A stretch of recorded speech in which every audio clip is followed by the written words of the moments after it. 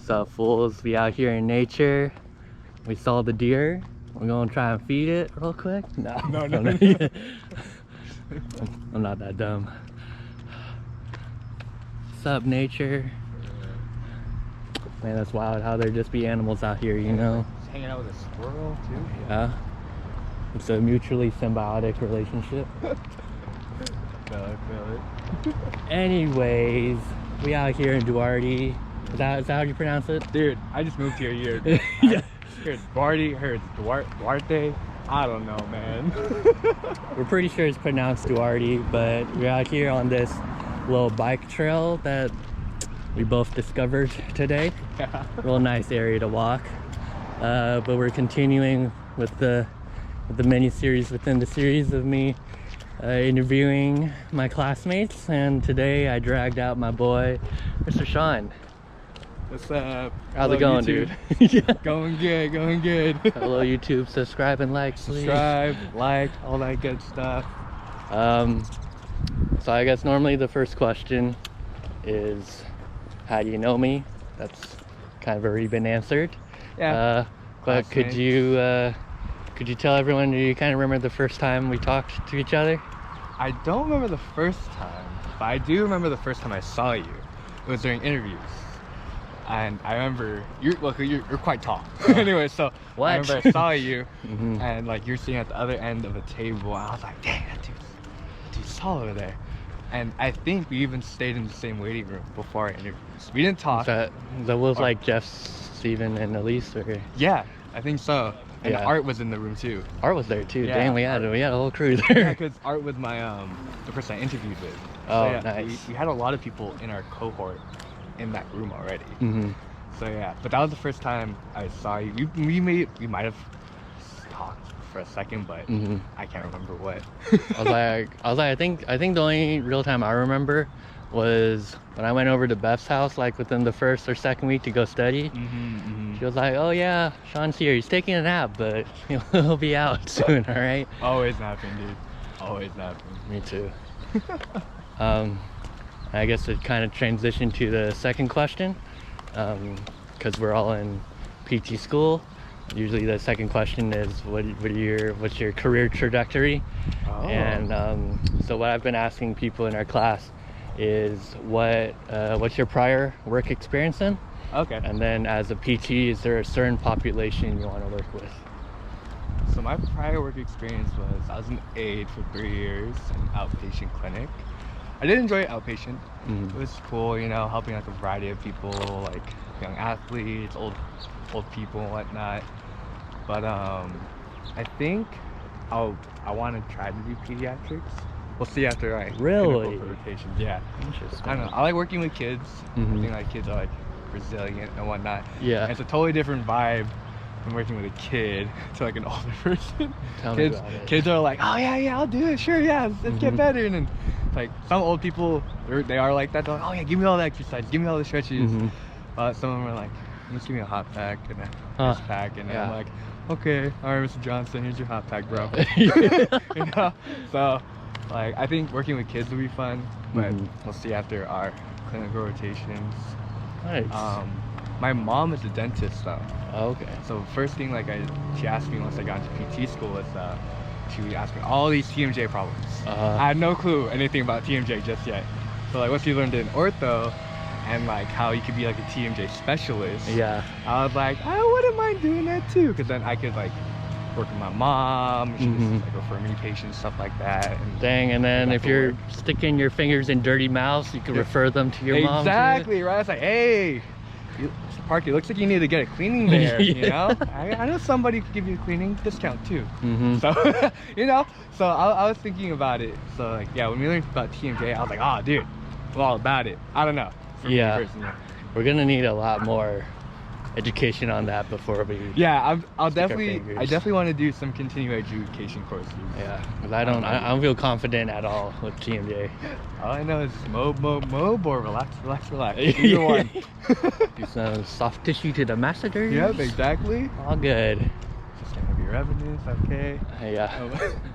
One of my favorite things from that ortho class was the lady who taught us and she was doing the moves on the TA, and like I remember she That took the looked thumb rough. out, and then there was like hella saliva on the thumb, and then she moved to the back of her head, dude's head, to like massage his suboccipitals. And I was like, oh, just like feeling the wet. Hey man, it's his saliva. Right? It is, so it's like fine. Could be worse, right? Yeah. Dang. So those are the two things I'm kind of looking at right now. I don't mind outpatient as well. It's still fun. Yeah, you see a variety of patients. So yeah, nice. I mind that. I'll say just to transition into a little more of the deeper questions of the interview. Could you tell everyone a cause or issue that you think is important right now, but you think it doesn't get the necessary attention or coverage that you think it deserves? Could be anything. Could be anything? Yeah. This is profound. I don't know. Did I not give you the prompt? No, before? I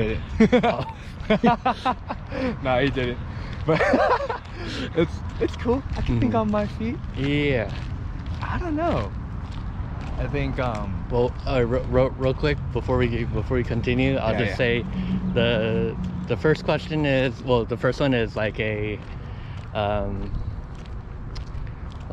topic that you think is important but not as well known, and then the other one is a cause or issue that either you are involved in now or was involved in before that you'd want more people to know about. So I guess one's like a less personal but still important one, and then one doesn't have to be important but more personal. Yeah. Man. Trying to think now. It was funny when I went to go interview Katie.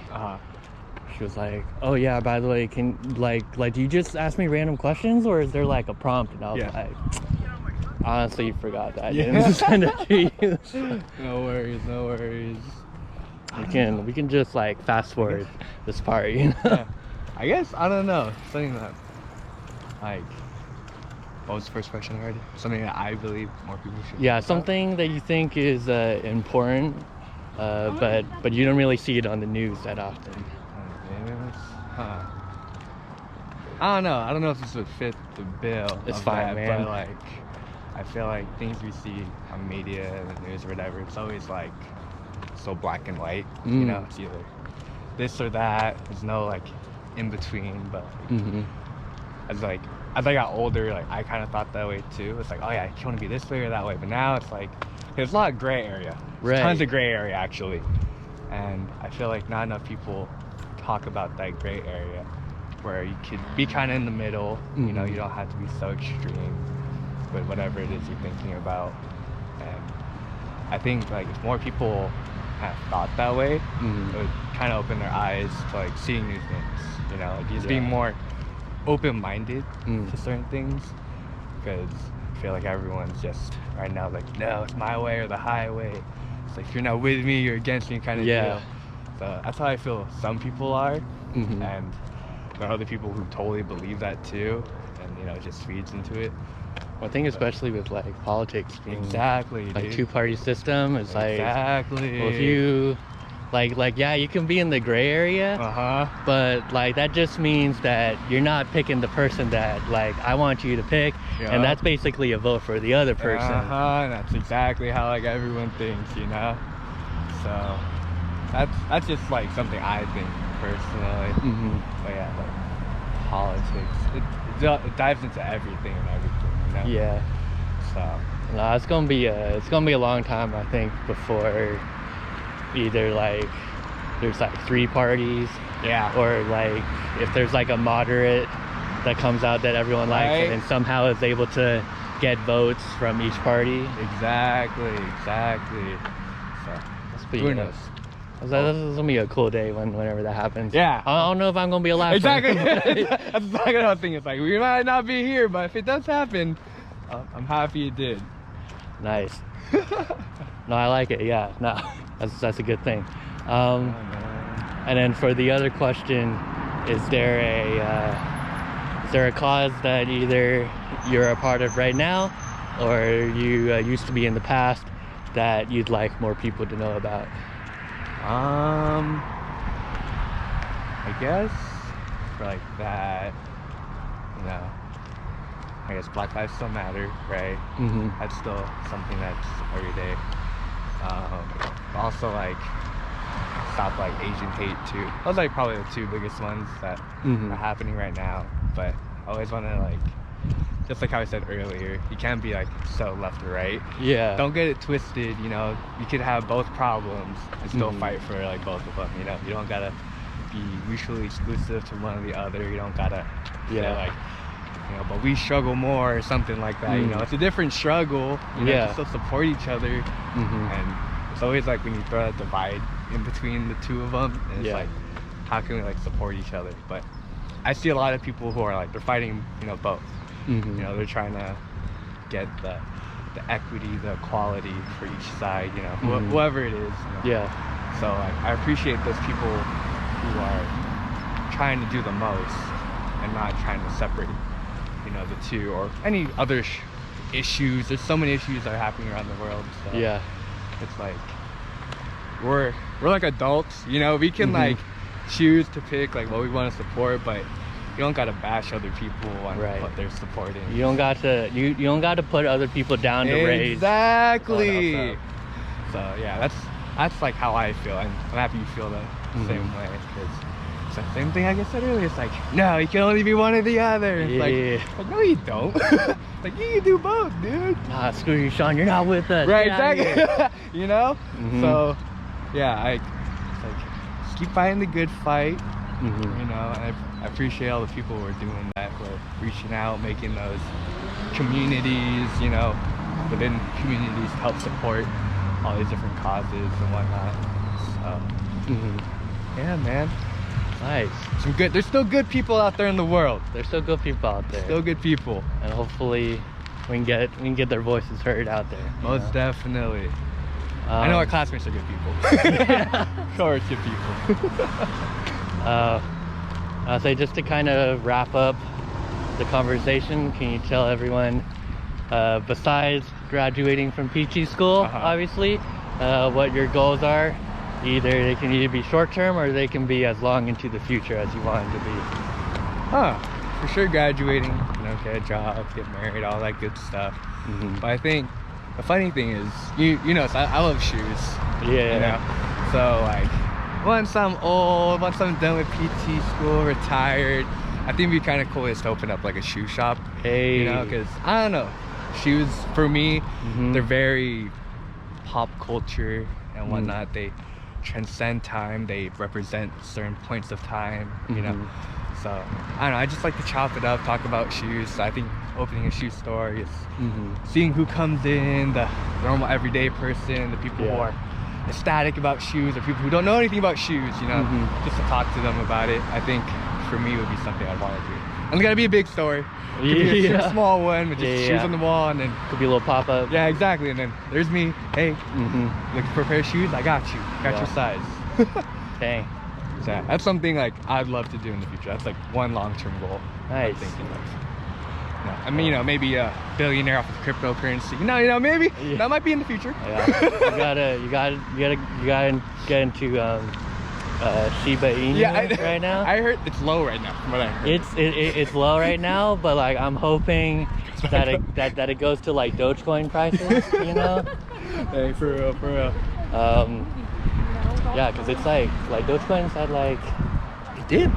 It did, but it's going back up. I think it's at like 50 cents right now. Okay. But Shiba Inu is like 0.00002 something. So I'm like, even if you got like $50 in there, like it's gonna multiply if it goes up. So it's the only time to be able to do this, guys. So make sure you get on it now. Right.